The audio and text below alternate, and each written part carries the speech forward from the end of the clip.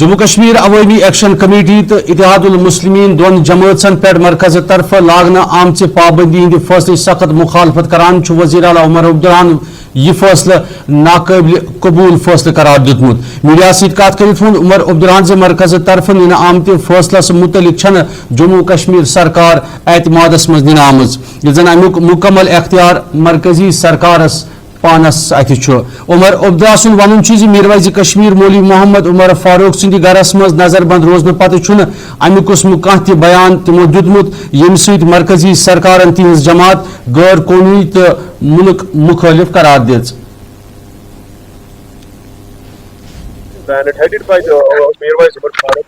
Can we say it is because of he was the first person who raises the voice against the vulgar fashion show happened just few days back, unfortunately during this Ramadan in Gulmarg? नहीं ना, वो आप नहीं कह सकते।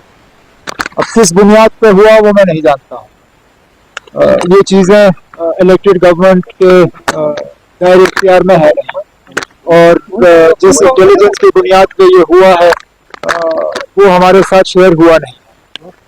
On principal हम इन फैसलों पे हक में कभी रहे नहीं, और वैसे भी अगर आप देखें तो फिलहाल जब से मीरवाइज साहब हाउस अरेस्ट से बाहर आए उनके तरफ से तो जहाँ तक मैंने देखा कोई उल्टी सीधी बात हुई नहीं।